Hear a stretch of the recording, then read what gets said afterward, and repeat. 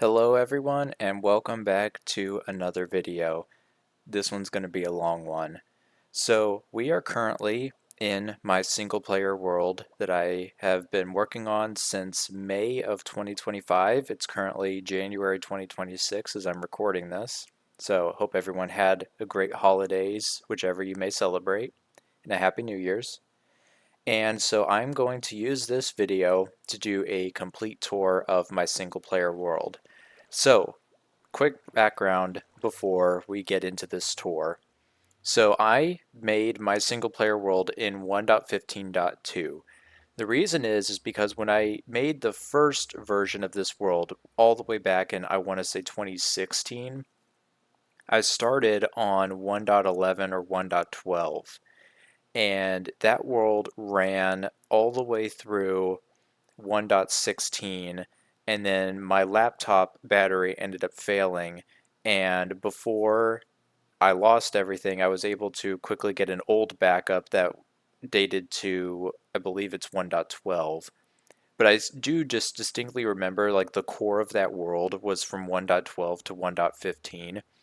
And 1.15 being right before the Nether update kind of to me still feels like older Minecraft. I know there's a lot of debate about what that actually is. But for me, 1.15 was like kind of the core part of that old world. And so I kind of wanted to make this an extension of that world. So this is like called, Challenger's World 2.0, I do believe, as the first one was named Challenger's World of Noobness. So this is in 1.15.2. The day is currently 784, and I can also, if I can get F3 out of the way, that is the seed that I am playing on. So we are currently standing on the location where I spawned into this world. And so I decided to make a spawn platform. This just consists of jungle wood, some acacia logs that are stripped, prismarine that I got from a village, or not a village, what's it called? Can't remember what it's called.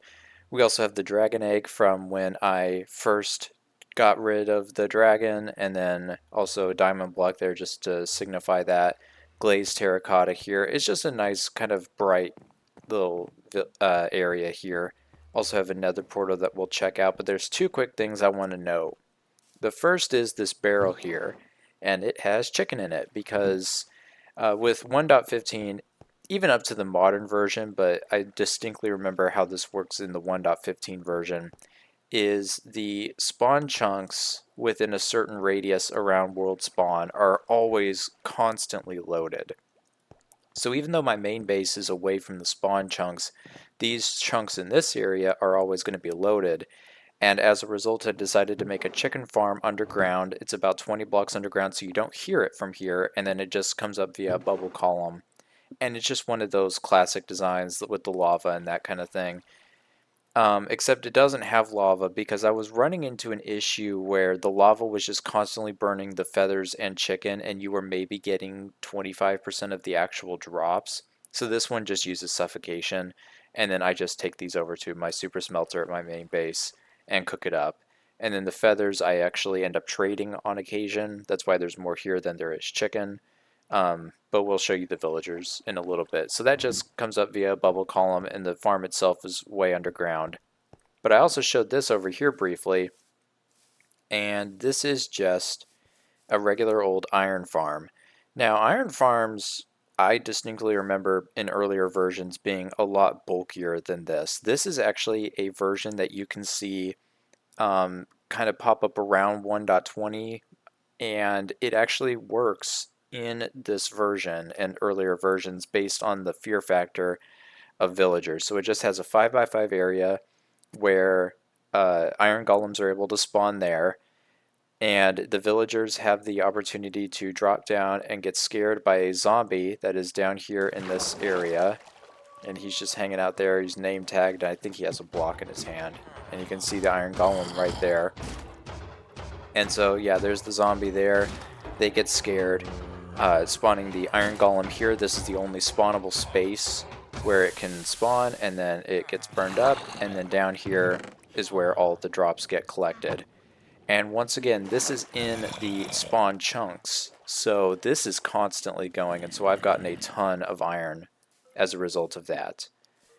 These are the only builds that I have really in the spawn area. I don't think I'm going to develop it too much further than this. I kind of just like how it is. You can see the village over there, but to access the village, we're going to go through the nether portal. And the nether was a lot more of a build than I really wanted slash anticipated. So this design is inspired by a Python GB nether tunnel design that I kind of adapted as I went along, but you're going to see, if you've ever seen that, there's a lot of similarities to this one here.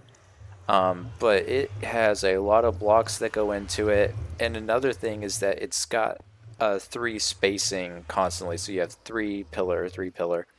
And this can get a little annoying when you're dealing with nether portals, but I ended up making it work. So this is the nether portal to spawn as we just came out of it, and then we come up here and we enter a junction. And if we go just over here, we will enter the portal to a lot of different things. We're going to be spending a lot of time here. So we end up spawning in this sort of mineshaft area, and you can actually see as you come out, you can see a map of the spawn area there. We're actually going to start this part of the tour in this little section here, because when I made this world initially back in May, I knew what I wanted the name to be, obviously, but I didn't have any plans like for what I wanted my base to be or anything like that. So I ended up finding this area here, and I carved out just a little river, and I just started growing some crops. I found some flowers, and I just kind of hung out here for just a little bit because, like I said, I had no idea what I was going to be doing. I didn't know how I wanted to approach this world or anything like that. And then eventually I ended up making this very basic mineshaft area, and this was like my first living area. And so we had just a couple of chests here, a couple of furnaces, the classic red bed, and this was all I had for a little bit. And then I ended up deciding, because we saw, and I'll go ahead and take a quick fly, I'm going to try not to spoil too much, but we had this village over here, and it kind of extends. If I fly down, it basically starts like kind of with this house here. I even have a sign here saying start of Old Town. It's basically just this portion all in through here and a few of the houses down here. There wasn't a whole lot, and you can see off in the distance there, that's where spawn is. And so I decided that I wanted to make this a mega village. And it doesn't look like much of a mega village from this perspective because I spent most of the time and work over on this section, right over here. So it kind of breaks down into three parts, and we'll walk through each one of them. So starting here, where you came out of the mineshaft kind of starter base area, we come to this area here. These have all been hand placed and built via blueprints off of a Minecraft wiki page. And it's just a bunch of villager houses. We've got one of the libraries here. But each of them has villagers. So we have an efficiency 4 villager there. We got mending there. He hasn't been traded with. But we've got beds and workspaces all over the place. And essentially all the villagers are free range. And so we have Fletchers, cartographers, everything kind of going on through here. A little farmer here. Also have a ton of iron golems. We have a fence surrounding the entire place, and we also have glowstone under carpets. So this, as well as, I should point out, because this is a thing too, glowstone under pressure plates, because in 1.15, and I think it's basically up till 1.20, light levels of 7 or less would spawn hostile mobs. And so the process of mob spawn proofing was a lot more rigorous. And so you're going to see a lot more torches and carpets and stuff like this in order to keep all of these areas spawn proof. But this area continues. We have a large wheat field here. We have some stables here. more houses, and it just kind of goes on until you hit this main intersection right here. And so we've got the classic villager well. We have quite a few cows over here because both this and this are butcher houses. And then we also have, I believe, yeah, over here is a leather worker. So I kind of made this like the cow industrial part of the village. The buildings themselves weren't really laid out haphazardly. There was kind of thought put into it. So, we have like the meat packing area right here. But then as you go kind of further this way, you notice a lot of it is just a bunch of houses. It's like row housing, and then a library for the row housing to kind of go and meet up and that kind of thing. And then more miscellaneous builds right around the center here. We also have a market area right here, which I think is very cool. It's kind of cool, nice. It's not as linear as the other areas, and I think that kind of adds to the aesthetic. And then we also have a shepherd's place here, and an iron golem that I guess spawned up there and doesn't know how to pathfind down. So that kind of covers this area, and then you cross a custom bridge, which you walk over into more of what I call the undeveloped agricultural section. So across the river, all throughout in here, we just have a bunch of sugarcane growing, bunch of undeveloped land here, and then a elevated area that is just entirely wheat surrounded by a fence to keep, again, mobs from spawning. This area is not mob proof, and that's why you don't see any villagers here, and I don't intend to add any because they don't really have anything to do here. But I still consider it an extension of the village. We have the path going through. And then you come to this part, and we'll actually access it from the other direction. So again, you're kind of here at the city center. You cross another very similar bridge to the other one, and you enter even more of, this is kind of more the downtown section, where you have a bunch of buildings real close together. You got a blacksmith, a mason, another stables, a large house, that kind of thing. You've got the church, and then the start of Old Town kind of goes off in through there, and then this is the access back over to the undeveloped land. Again, because it's not spawn proof, we have to keep it blocked off. This is kind of what I feel like is the downtown area. I've got more free range villagers wandering around that I've traded with occasionally.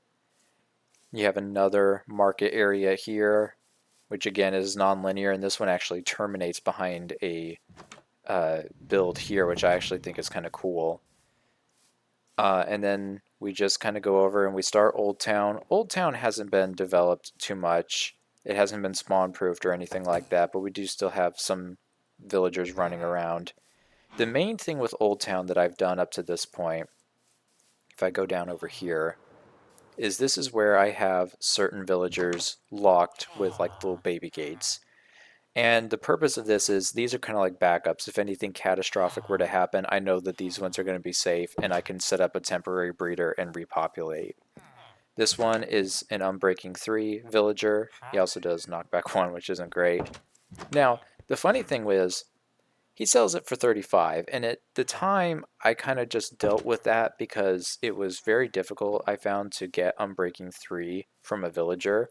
But just a few days ago, I noticed this torch here, and I heard a villager, and if I dig down, he does Unbreaking 3 for 11. So I need to swap those villagers out. I need to get him up to the surface and bring him in. But then there's that guy. If we go over here, we have this one is Fortune 3, which he sells for 11. Also does Riptide. We've got Protection 4 over here, which is very expensive, but again, it was one of those where I just kind of wanted it, needed it. Then we've got Channeling from that guy. Oop, don't open that. Then we continue along over here. We just have a few more villagers here in Old Town. I had a farmer here. Oh, this is where I'm going to be moving on Breaking 3, because I had a farmer in here as noted by the composter, and he's just gone. No idea where he could have gone. But he's gone, doesn't really matter. I have a ton of farmers at the other place. And then we have the Fletcher here. And this Fletcher is great, as noted by his sign, solely because he buys tripwires. And there's a thing that you can build in this version, as well as newer versions of the game, that automatically generates tripwires, and I can show you that because I still have it built. But yeah, you can just dupe the hell out of tripwires, and so easy emeralds. I only have one Fletcher though that will buy them, so it kind of puts a little cap on how many emeralds I can get, but I'm not super into villager trading in this world, so it doesn't really matter too much. That is the extent of the mega village. I'll do another quick flyover. So you got Old Town, undeveloped, downtown, and then just kind of this large area here. And I can also show you, and I think it looks really cool, on a map, which this is a new extension. This wasn't here when I first made like the starter area, but I added it here.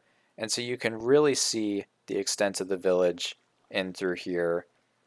And I just think it looks really cool on this map. You can see the huge wheat fields.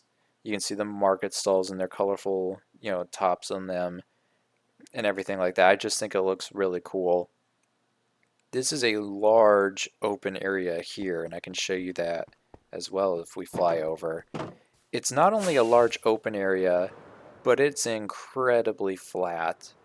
So this is an area that has huge potential for future development. Of what kind, I don't know right now, but I have a path kind of going diagonal right up to that point so that if in the future I do want to develop it, I can do that. So, and that was evident in the map as well. You can see that path there, and then this is just that huge open area here that could be developed in the future.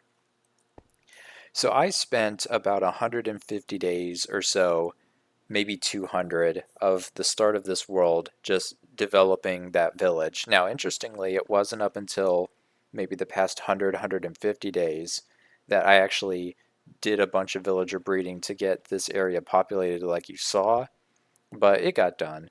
And so I think the villager project, the village, the mega village, whatever you want to call it, is currently done. I don't know that I'm going to be doing too much more other than maybe continuing to spawn proof around Old Town and that kind of thing. This was the build I was talking about, which I found from a tutorial where if you put this string here, right there, there's some sort of weird glitch where because of the door or something, I don't actually fully understand how this works, but it's duping tripwires and they're just getting put into there. And then I have it turned off. This lever would also turn it off, but it continues to make the tripwire clicking sound, and I just don't want to hear that, so I just leave the tripwire there. Now I have some there. You saw I had about 2 double chests over there, and then I've got barrels full. So I will not be running out of tripwires or emeralds for a very long time.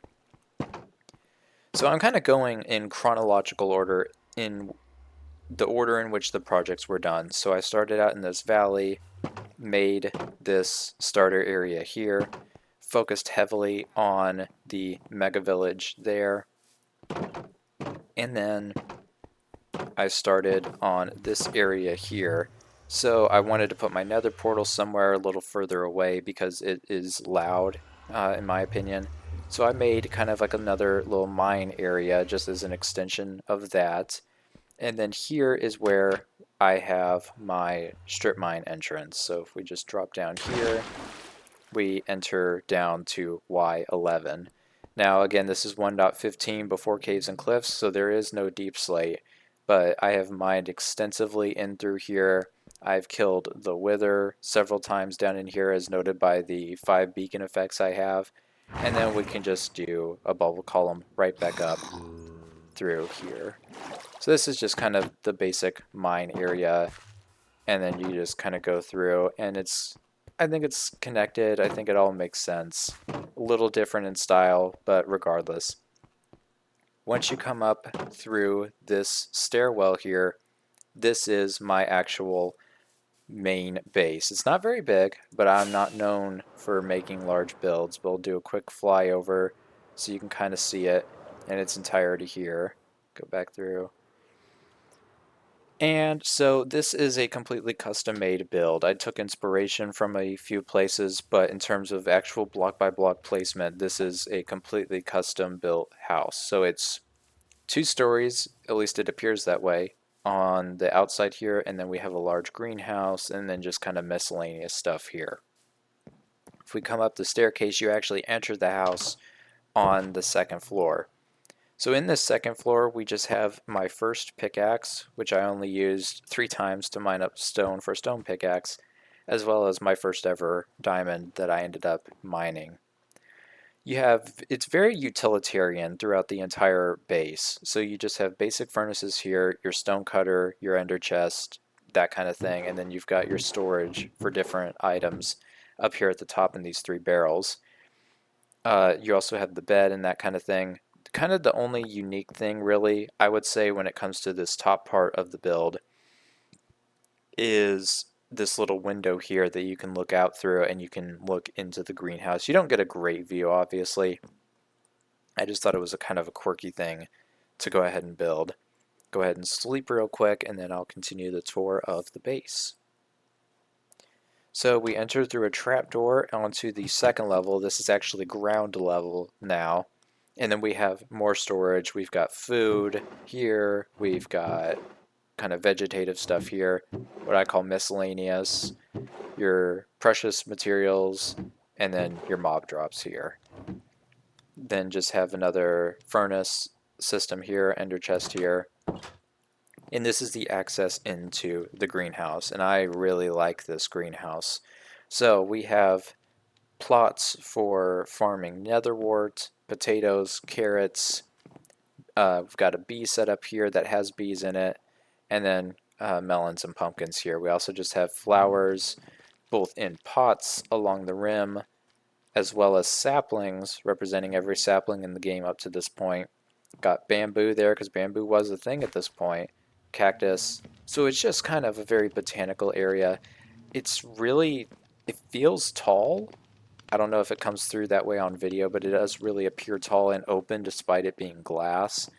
And you can really see the sun. You can see the village to some extent. Got the bee that popped out. And it's just a nice area, especially because it's built up on a hill, and so you can really see out a long ways, more than you would expect or normally could see. We also have on the backside here all the 2 tall flowers that I could bone meal in the future. Interestingly, occasionally this messes with the bee AI in that it attempts to go and get pollen from these flowers, even though that's not possible because they can't go through glass. Eventually they do end up resetting themselves. They also do this occasionally, where for whatever reason they try and do stuff with the potted plants and the trees, even though again that's not possible. But this was the first version in which bees were introduced, and so their AI is not as developed as it is in the newest versions. So we are on the ground floor right now, and we drop one more floor into this area. So we have over here, we have just a very basic enchanting setup. This is the bulk of the villager trading that I've done. We have 9 efficiency 4 books, 9 fortune 3, 9 silk touch, same with protection, unbreaking, and mending. So these are all just backups. And again, in the event that something catastrophic happens, we also have just various books here that I've obtained through various means, bunch of lapis, but it's just a very basic looking enchanting setup, but I really like it. We also have this area with 2 super smelters, one with the smokers that has been smoking quite a bit of food, as you can see. This is kind of the result of the chicken farm since I've built it. Also have a bunch of potatoes, and I'll explain that a little later, and then also the super smelter with the blast furnaces that I haven't really used up to this point, as well as just some basic furnaces and another just basic setup here for if I need to do enchanting or anything like that. I would say there's 2 main highlights with this portion of the starter base. For one, if you come up here, you're mainly encased in stone. In this one, you're mainly encased in wood. And in this one is where I introduce quartz into the mix. And so it adds a very kind of deep contrast between the spruce and the dark colored woods, and then the very bright white at this point, which you can also see here. And I just think it looks really cool. And here is the highlight of the section here, and this is the aquarium. So I got 2 of couple different types of tropical fish. I really like that one right there. It's like cotton candy, I think is part of its name. But they just kind of hang out, and they're in this aquarium that's got glowstone and a bunch of different corals, sea pickles, seagrass, that kind of thing. Again, Mob AI in this version of the game is not as developed, and so what you'll see a lot of is A, the fish clustering, which we've seen up to this point, but they also just kind of move as a school, and so they don't really fill out the whole area, and they often just sit there like they do now and drop either up or down. But either way, it's a cool thing to kind of come down and see, and I think it's a unique addition to the base and kind of breaks up the utilitarian aspect of it. So that is this floor of the base, and there's one more floor to get to that you access classically via a hidden painting. So if we head down another bubble vader, we will enter the farming section, and this is a very basic farming section. We keep that same aesthetic though of the darker woods, the spruce wood, and the quartz background. So here we have two sheep, which you just saw there. The observer will detect them eating the grass and then shear them through a dispenser, and that gets collected down in here. And it's just two sheep, and then there's some uh, grass that you can see there that they can access and eat. Just to get passive wool, because wool occasionally in this game can be annoying to get, and so just having that on standby. This is a very basic nano farm. This is going to be loud, so let me turn the volume off so that I can demonstrate it. At this point in the game, Mojang had fixed the issue where if you had a slab over top like this, it would create like darkness right here. So if you planted a crop, it would automatically pop off because you can't plant crops in pure darkness. But you could also, in the same game tick right before it popped off, you could bone meal it through 3 dispensers, and then so you would create a little nano farm like this. In order to do that now, you need to have this piston so that when it's extended, light is entering through it, and then at that same pulse, you're getting bone meal dispensed onto those crops, and you can kind of see the farmland, yeah, right down in there. But then once the piston retracts, that darkness enters and the crop automatically pops off.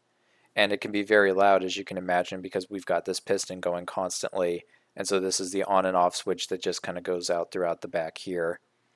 And I don't use this too often. You just saw kind of like with the potatoes that I baked just to make sure I had extra food supply, because this thing is a bone meal hog. I actually, so this is again a design that I copied from a YouTube tutorial. Interestingly, I found out this dispenser here of the 3 dispenses maybe, I want to say 75% of the bone meal, maybe not even that, maybe 50% of the bone meal of the other two. This actually will work if you only fill in those two with bone meal. You still need a block here to, again, get the darkness effect down in there.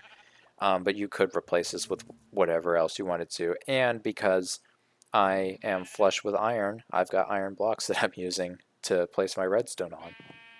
And the very final farm down here is just another honeybee farm. Just have a few bees in these. We've got comparators detecting the amount of honey within each of the uh, bee nests here. And then once that happens, dispensers will dispense shears, which get me honeycomb down here. Have no reason to use the honeycomb. I just wanted to have a few extra farms, because that's another thing that I like to do in this game, is kind of like the nano farming aspect like you see here. So why not build a little bit of some farms down in here? And so we come up, we enter back into this area through the hidden painting, and that is pretty much the extent of my base. Again, it's not super large. It's not super complicated or anything like that, but this is basically how I play the game. Now, a few more things I want to note kind of as the sun sets, and maybe you noticed it, maybe you didn't. But first off, I think around my base here within the fenced-in area, you can obviously see we're doing the glowstone under carpet trick, but there's also no tall grass. But there is out in through here. But there's no flowers. Now, you don't have to go far in this direction before, you kind of see what normal Minecraft terrain looks like with the flowers, but if you fly out and through here, it's pristine. And I did that on purpose because I really like the look of this. And if we land up top here, you can kind of really see that. It just looks very clean. I don't know if, again, this is another large area that could be developed in the future, but I don't know if I'm going to. But I want it to look kind of pristine like it does now. And you can also see that in through this very large area here, where I took out all the flowers and then leveled the space a little more. Don't know why we're having chunk loading issues, but regardless, it's probably because I'm recording. And then in through the village. Now, basically from this point all the way, including this area, all of this grass, like this grass right here, was placed by hand. And so, because I wanted, and then there's a few flowers, but I wanted it to be the density and spacing that I wanted. So I was very particular with that. And you can kind of see that both in here as well as if you look at the map again, which I'll take us back to. Go through the fence area. So you can kind of see the difference between, this is kind of what normal grass spawning in this game looks like, and then this is what it looks like in through the village area, down and through here, and all and through here. So again, that was just kind of me being very particular, not wanting any flowers, wanting the amount of grass that I wanted, and that kind of thing. Just a nuanced thing that maybe most people wouldn't notice, but I definitely notice, and I think it really adds to my world. So we're going to sleep here again. We're already going 20 minutes long on this. I knew it was going to be long, and we still have a lot to see. So this has been in the background for a while. It's a custom, not a custom sweep area, I apologize. I found a pixel art tutorial again on YouTube, and I wanted to make that there. I added the concrete background there, but it's one of those, it's one of two pixel arts that I have in this world. This is the only one that's visible from here. Excuse me. But then we also have the 4 beacons set up here. These are down, I believe, around Y11, maybe Y20. And so the effects that I have are Speed 1, Strength 2, Resistance 2, Regeneration, and Haste 2. So there's only 4 beacons, but I get the 5 effects because I substitute Speed 2 for Regeneration. So what exactly is going on at that Sweetberry area? Well, if we take this path that I just made over the weekend, just a few days ago, we have a little rest area here so that I can pick up different items if I need to. Don't need to right now. We're still in beacon range too, which is cool. But we'll just continue to walk this path. Kind of goes down into a low forested area right in here, which I think is very cool, very ambiance.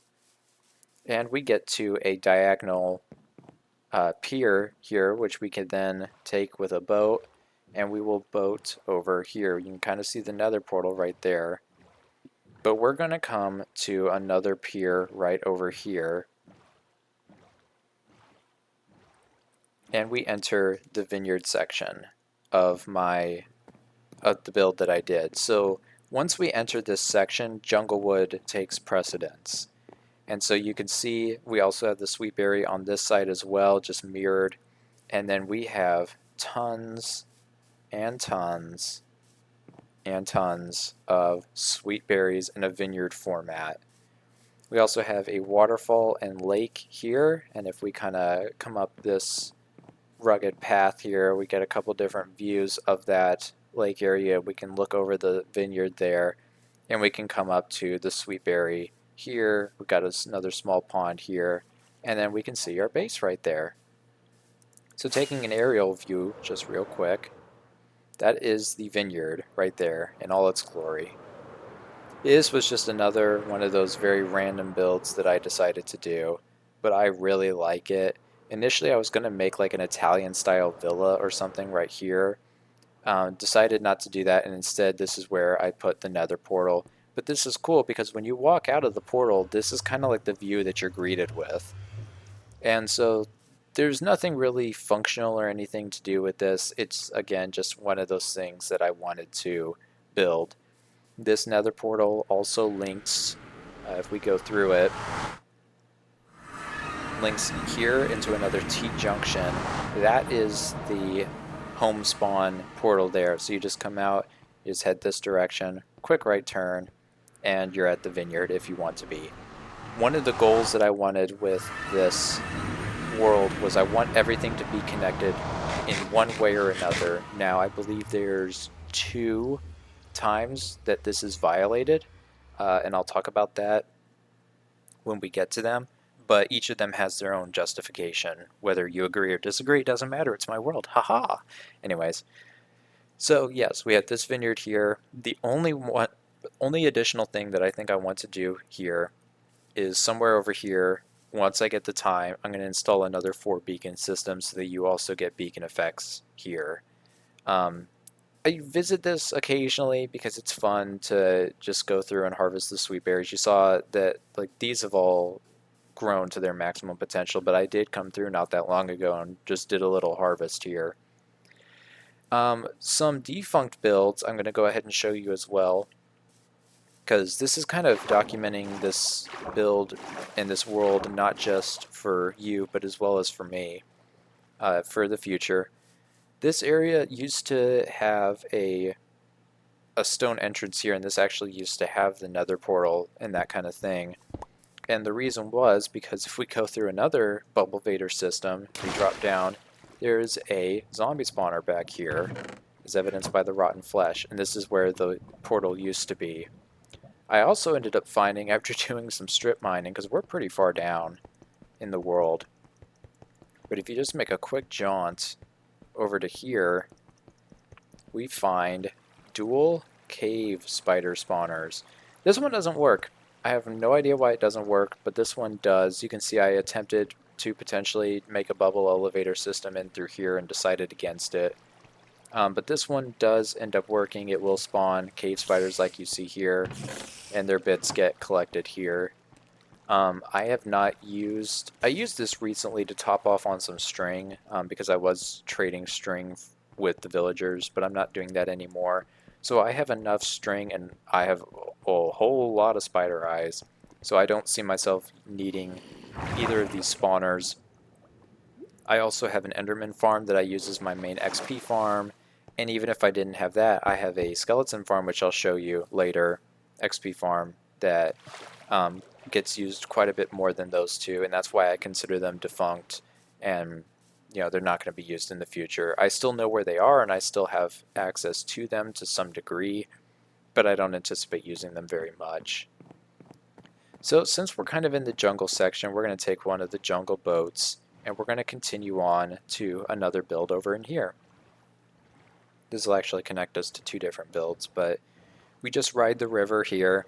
This river has not been developed in any regard, which I don't know if I plan to, maybe if I get bored, but terraforming is one of those things where the benefits are definitely there, but it's also very tedious work, and so terraforming this amount of river, I don't know if I'd really want to do that. But we just take this river, and eventually we'll come up to a set of builds up in here, right as we cross this corner.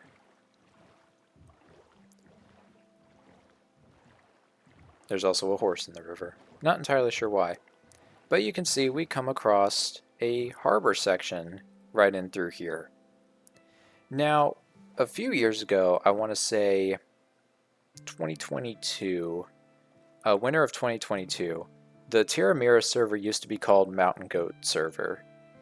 And the third rendition of that server that we did, over Christmas break, I wasn't really doing anything, go figure. And so I made this build basically. This was kind of part of my base. So it was in a mega taiga, and so it came into a large river area, and so I had this port section here, had a horse stable. This horse stable and the store are custom built, but the crane I found from a tutorial on YouTube. Now again, this was in 1.19 at that time, I do believe, and so chains were a thing. They're not in this version, but I still, you know, have what I can do here. And then we have the custom made store here. And so this was just like a small area. The whole idea was further up the hill.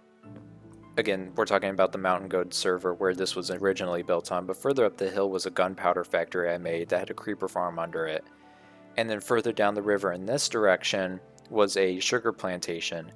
And so you could spend about 5 minutes at the beginning of the day. You'd come down, take a boat, go to the sugar plantation, manually harvest sugarcane.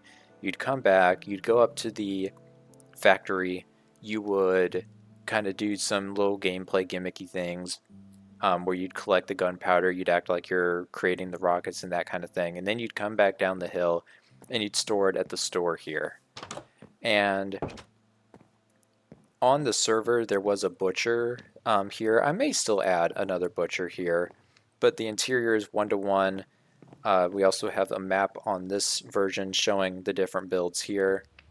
But yeah, that is the reason. I don't know why, but that server really resonated with me, and so that's why I wanted to rebuild this here. It has no actual functional use here unless I like add sugarcane somewhere and do another plantation, but there is no factory, because that factory utilized deep slate heavily, which again isn't in this version. But this area was here mainly to categorize or catalog old historic builds that I remember fondly and want to have some record of and some ability to access rather than just through screenshots. And so you can see those here. Again, this is another situation where this grass up and through this point was all hand placed again. And then if you go along this path here, you come to another build, a very small build. This is again another build that was inspired heavily by Python GB back when he tried to do a series on Minecraft Pocket Edition. This is back when I was in high school. So this build's 10 years old, maybe even 11. Just a very basic starter house, but I have built this numerous times both on servers, on single player worlds that I haven't spent too much time on, but it's one of those things that I can build purely by memory. And it doesn't have an interior because I did different interiors every single time, but just another one of those builds that I wanted to have a record of in my forever world here. And the final one is a build that you will see in an upcoming video from my original single player world, the 1.12 world. This is a fishing hut that Corrales made. Again, this is another very old build. But I recreated it here again because this was also in the same server. I recreated it as well on the same server in which I built this little town area here. And so again, I've rebuilt it here, the same interior and that kind of thing. Again, just as a record of what used to be. This river area here was terraformed. You'll see if there's one level of water above the blocks, it's got sand, 2 levels all the way down until the bottom is dirt, and then the very bottom floor is gravel. It doesn't extend too far. You can kind of see where the end is there, and you can see where the end is here, but it does make this area look a lot cleaner. And like all the other builds, I will do a quick aerial view from this angle, like that. And then again here.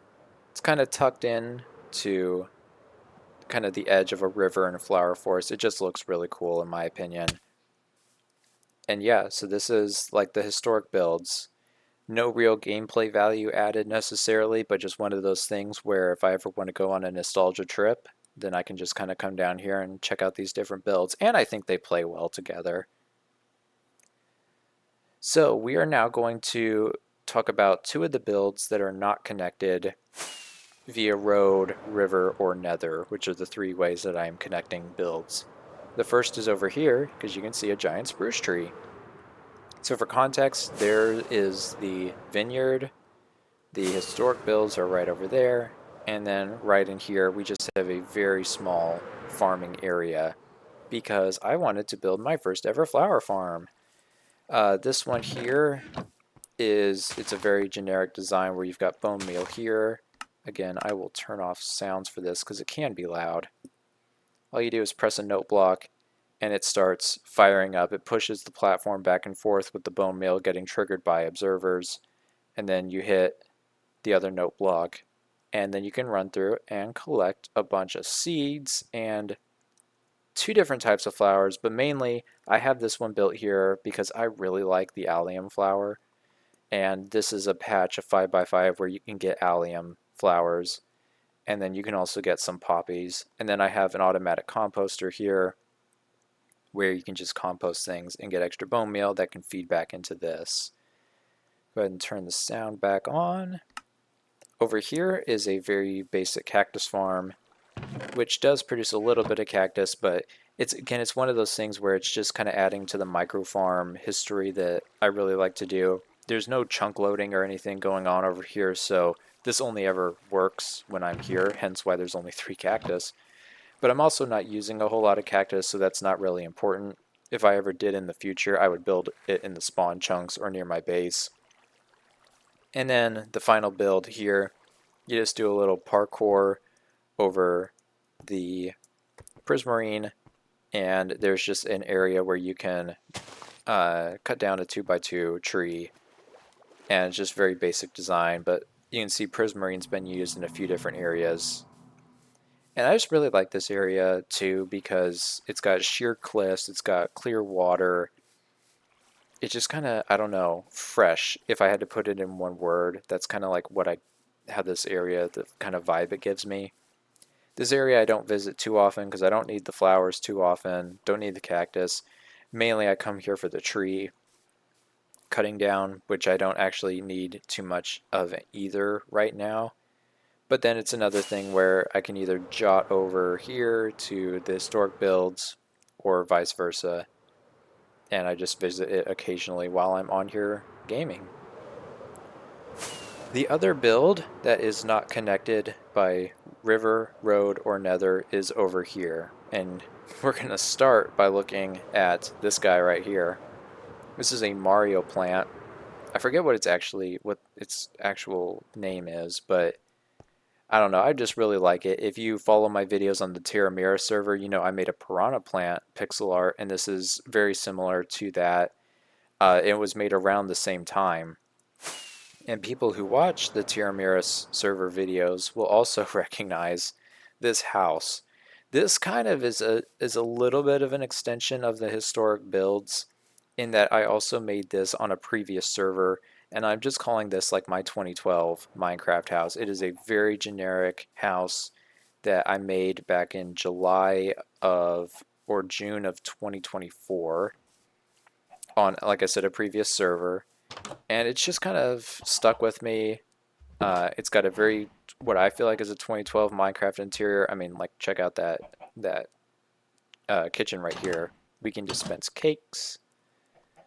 And then we've got basic storage, music disc. If we come down a very generic cobblestone ladder tunnel here, we enter a lake that has been terraformed, as you can see, with the sand and the leveling and everything. And we also have a very, in my opinion, cute looking palm tree here, which I just think is really cool.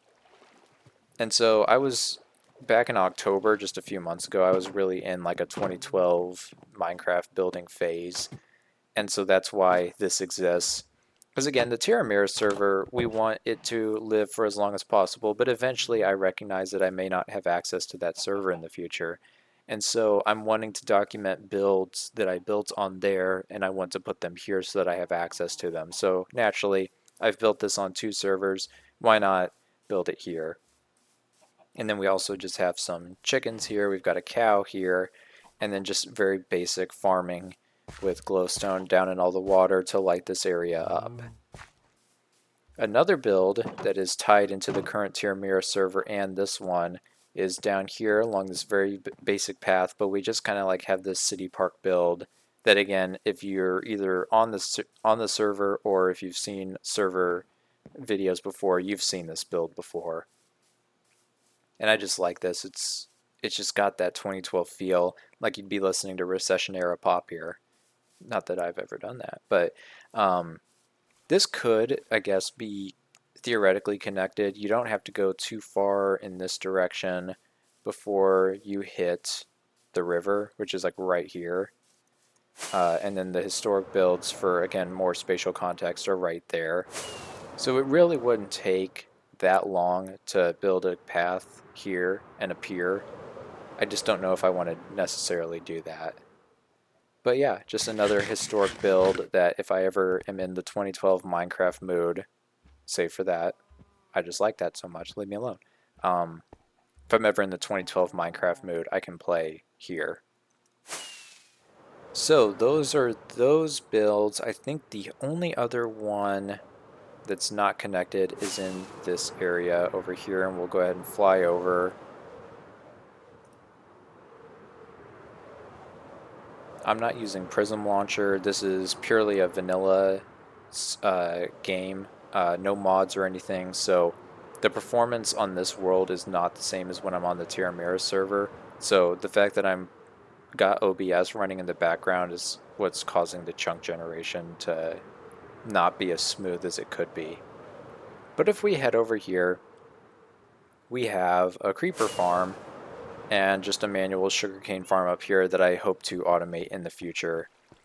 But this very simply just has layers in this stone brick section here. It's one layer with water dropping them down this column. It's got cats on each platform that scare the creepers away, and then they end up in here. Now, this thing isn't perfect. It's not fully what I... It doesn't just spawn creepers. It will very occasionally spawn zombies and skeletons, and I don't entirely know why, but it does not hurt the raids of this farm at all. This thing produces a ton of gunpowder for the size it is, so I don't mind if occasional rotten flesh or zombies or whatever spawn in there. But then we can also come up this water column here, and this is the AFK platform for this, but I also have an AFK fish farm here. And so this is just the version where you look at the trapdoor here and you continuously try and press the note block. It doesn't use up any of the fishing rod's durability, but once you catch a fish like that, it just kind of does the recast like so. And then I can just do that and rebind a key and have that working while I'm currently AFKing over the gunpowder farm. Had to make a cut there because my cat woke up and started meowing, and she does not meow quietly. So again, gunpowder, sugarcane, and AFK fish farm here. Again, at the rate at which I achieved gunpowder from this farm, I do not come to this area too often anymore. So that's part of the reason that this isn't connected, though it could easily be connected via a nether portal and nether tunnel system. Just have, I believe, 2 more things to show that I've built in this world, and both are accessed via the nether.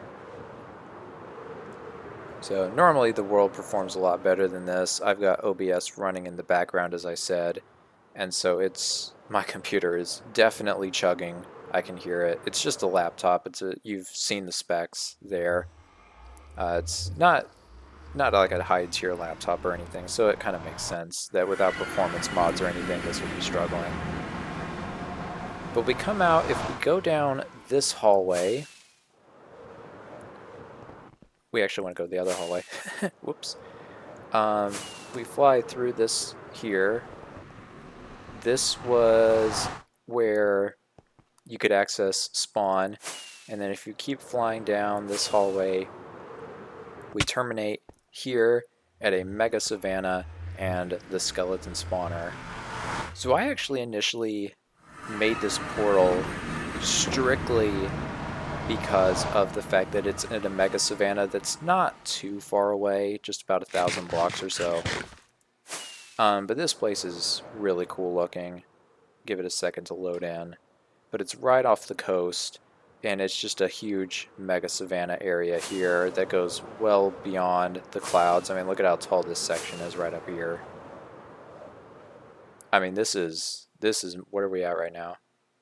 217. It's 217 blocks up. There's also a large desert right down in there that you can see. But it's just like a really cool area. And I was thinking maybe I'd build something here. And maybe I still will in the future. Who knows? But I ended up doing some mining and stuff around this area. And I found just down here that there was a skeleton spawner. And there were no skeleton spawners that I could find near my base. And so finding this was absolutely huge because I use a lot of bone meal and arrows in my world. So down here, it's just a very basic XP farm just across this area where they drop down into here. And then we've got the acacia and andesite, the gray and orange vibes kind of fitting the Mega Savannah theme here. And then extra storage here. The drop shoot makes it so that you can one punch them and it's a one-hit kill.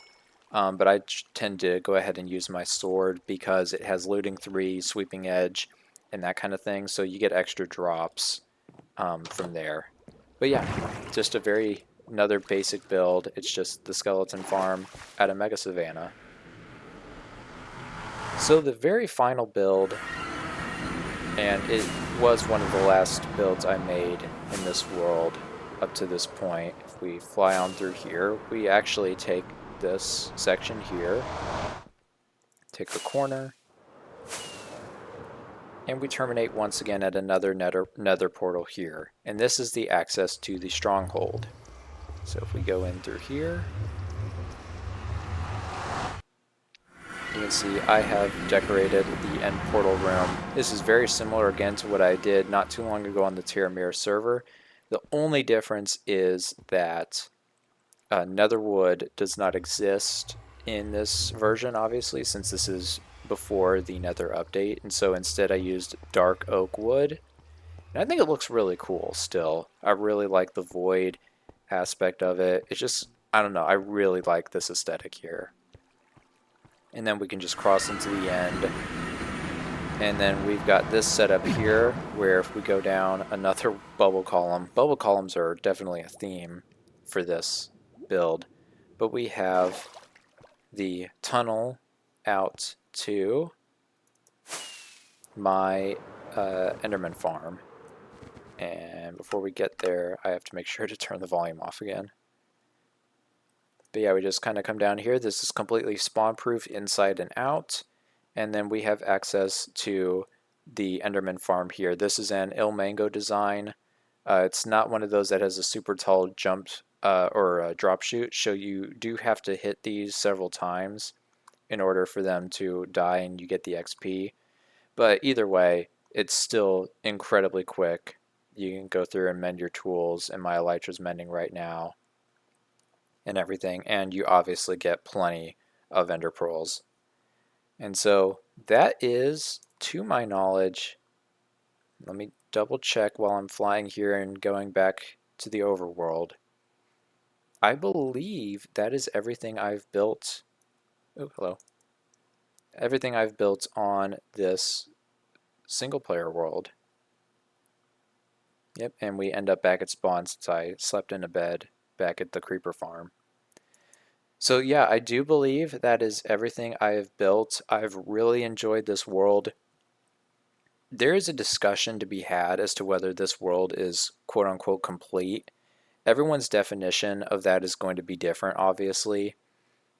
But I've achieved pretty much everything I want to in this world. Obviously, I've left open the opportunity for like expansion there. Again, I talked about at the beginning of the video this huge area that could be developed in one way or another there.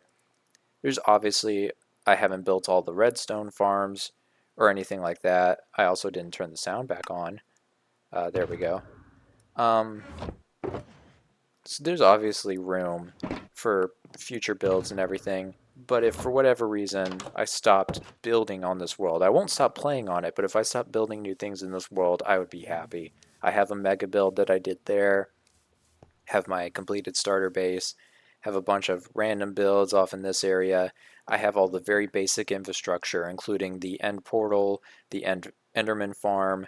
I've got a skeleton farm, creeper farm. You have the nether portal highway systems all done. and that kind of thing. All the basic infrastructures in place, all the basic farms, and all the quintessential things you need in a Minecraft world, in my opinion. So I really hope that you enjoyed this tour of my current 1.15 Forever world. Thank you very much for watching. Look out for future videos that I will be posting. And again, thank you for watching.